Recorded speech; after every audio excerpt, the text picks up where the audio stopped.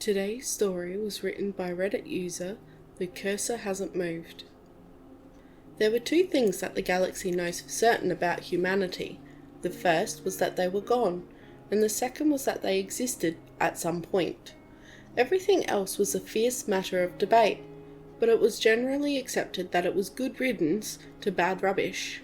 At least, it was generally accepted by the people who matter, mostly to themselves. The professors, bureaucrats, politicians, and the like seemed to be the same kind of detached, self-assured, petty tyrants, no matter what era and region you look at. Amongst the common people, though, there was a significant contingent of humanists, who were just resilient enough to weather the persecution of their governments, and the scorn of their contemporaries who rejected the idea that humans were a race that was a loose conglomeration of roving techno-barbarian murder bands, and were in fact the mysterious builders. The prevailing belief amongst the humanists was that instead of murdering each other in a horrible orgy of blood and madness until their birth rate couldn't compensate anymore, they had ascended to another plane of existence and, more, were watching. One humanist in particular wasn't having a particularly good time. Nobody could accuse him of being an unfriendly bestest boy, but he was regretting taking the contract to transport a whole clutch of professor types of the Yogel variety, a race of people comprised mostly of tentacles, mucus, and horrendous manners. The miserable bestest boy, Rovia, was sending a fervent prayer up to the great ancestor K9 to give him the fortitude to not space his passenger quarters the next time one of the academics goes on a rant about how his primitive faith in even more primitive race of murder hobos was counterproductive to living a happy and productive life. Also, they smelled bad. Just so, when he went through the bulkhead of the main passenger recreation lounge to announce that the evening meal was available in the gallery, he was assailed by one of the academics shoving a hollow of one of humanity's lessons in his face and squealing about how it was conclusive proof that his so-called gods were bloodthirsty primitives. That is Saving Private Ryan, and it is a tale about the value of courage and sacrifice in the face of adversity, he explained patiently. And they are not gods. They are a race of beings who gain the wisdom you take for granted through bitter trial and error. Nonsense, it squeaked. This is obviously footage of an actual battle preserved for the sole purpose of relishing in the suffering of others. Have you watched the file to the end? Ro asked as he felt the urge to seal the bulkhead for a spot of space cleaning behind him rise within him. Why would I bother? So you could see that the humans preserved the names of the artist who made the fiction at the end. Or do you suppose battles had writers and special effects technicians? The lump of undulating unpleasantness began to quiver in rage, but before it could articulate how backwards and primitive Ro was for disagreeing, Ro got a message on his ear communicator from his co-pilot. "Gravity well ahead, sir. No time to recalculate." Fortunately, the argumentative Yogel had barely enough social acumen to notice the sudden look of concern on the captain's face, and wisely decided to shut up. Did Lou make a mistake? No, the well looks artificial. Ro turned his mic over to ship wide and announced all hands, general quarters weapons hot, prepare for emergency drop. Passengers, get to the lifeboats and strap in. Say again, get to the lifeboats and strap in. But why would we do? The still quivering mass of tentacles stammered before he was cut off by what he or she, Ro couldn't tell, found to be quite a disquieting predatory stare. Pirates pulling my little passenger yacht out of hyper can only mean one thing. Ro didn't bother elaborating, as he quickly made his way to the bridge. Really, more of a glorified cockpit with 4 stations, and strapped himself into the pilot's chair. His navigator, Lou, and his comms and sensors officer were hot on his heels, but his co-pilot was already giving the sit-rep. "Can't tell how big they are, but they're probably a cruiser or else we wouldn't be worth the effort. The drivers are spun up, and the lancers are warm enough to light up on drop. We only have 6 torps after that fight last week." "Thanks, Red. Lou, can you recalculate on the fly? Depends, sir. They might have a jammer to keep us from getting a good fix on our drop site. Start with an estimation based on our current hyper trajectory. Already on it. Good girl, Baloo. Anything on the hyperlens? Just a grav cone. Prepare to drop in 3, 2, 1. The yacht shuddered as it dropped into real space and suddenly decelerated to speeds that wouldn't rip the little craft apart. Shields up, Baloo. What am I looking at? The blue-furred bestest boy gulped as he confirmed what everybody already knew.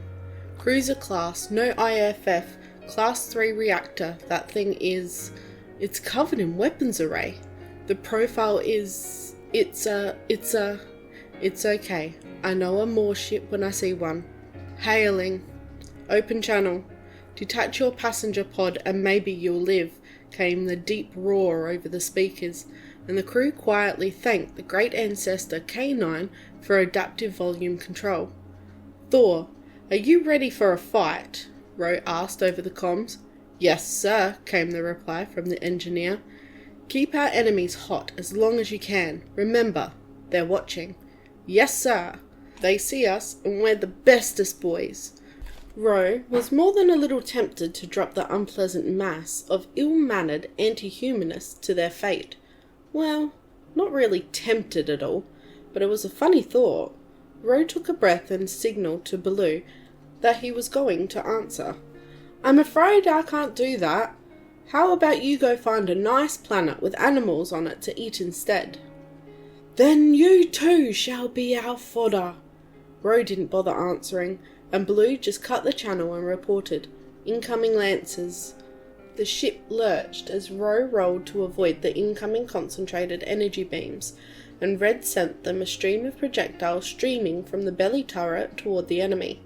The Moor's ship's shields lit up as the super-accelerated slugs splattered against it, but the ship responded by reorientating its lancers and taking another shot. Well, more of a volley. Lance fan ahead. You can't dodge, sir. Acknowledged, Ro said as he pitched his ship to take only one of the lancers and rolled to disperse the energy across the shields. Shields held, sir, Baloo reported as the captain nosed into the Moor ship and opened up with the forward lancers. Theirs? Hit, sir. Slight flare. Found their bridge yet? No, sir. Thor, how are you doing back there? A little hot and bruised, sir, but still alive. Red, switch over to explosive ammo. Use it or lose it, sir? Indeed. Red kept up a constant stream of projectiles streaming into the enemy's shields from the belly and the top deck mass driver cannon turrets, while his captain darted and wove around the lancer volleys, trying to angle for their own lancers mounted on the nose. It was all depressingly ineffective, but with each hit from the enemy, shields holding, was reported by Baloo. Then, after putting a lance into the enemy's shield, Baloo shouted, Flicker, flicker, flicker! Dump your torps, Ro ordered, as he sent every torpedo linked to his console downrange, and watched as point defense didn't bother even trying to intercept.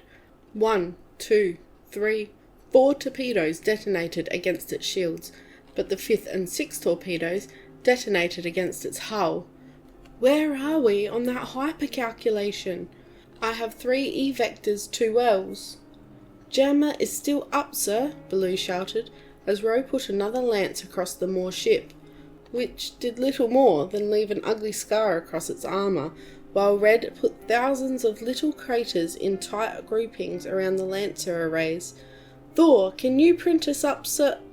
The ship was rocked as Ro went into another energy dispersing spin, and the shields flickered and collapsed. Shields down! Shields down! Acknowledged! Ro answered, as he backed away hard as the enemy angled to bring their undamaged lancer array into play for another volley. You said 3. Yes, sir. Send those vectors to the lifeboats. Yes, sir. Thor, Sitrep. She's crying for us, sir. Engines are still hot, but she can't make any more turns like that again. Reactor, near capacity. Can you disable the hyperdrive and the engine limiter? Yes, sir. They're watching. Patch me into the lifeboats. You're live. You may have noticed that our shields are down. I am going to give you a chance to escape, so once your boat is jettisoned, mash the jump button until you're in hyper. You'll be pointed at a gravity well that isn't here, so if we can get the jammer down, you can get away. Lifeboats away in 3, 2, 1.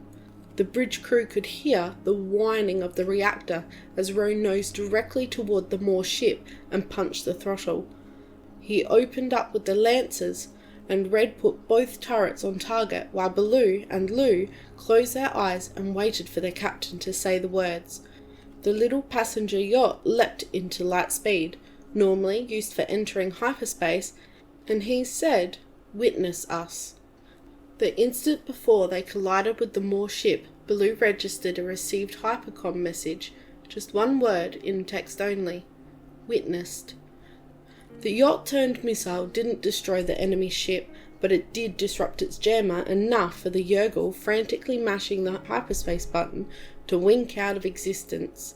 The black boxes of the lifeboats had also logged the message, but the academics insisted that it must have been a coincidence, and their story was suppressed by the bureaucrats to keep the humanists from using their tragic deaths for propaganda purposes. The conveniently ignored fact that the crew were humanists practicing the humanist practice of heroic sacrifice to save the ungrateful lives of those who had scorned them. Despite this, the recording of the crew's last hours were mysteriously leaked to the net, and that had absolutely nothing to do with one of those professor types suddenly being a lot less derisive towards humanists. So far as Professor Galarian was concerned, it didn't matter whether the humans had witnessed Ro, Red, Blue, Lou, and Thor's heroism. He had. He still couldn't figure out where that hypercom message had come from. There was a flash of light, an instant of searing heat, and an ear-rending cacophony, then blissful nothing. In the void, Rovire became aware of himself after an eternity of slumber, before the instant of waking. He could see his whole life with perfect clarity. He could see every time he'd swiped the last cookie, pilfered the lunch fridge, said an inconsiderate word.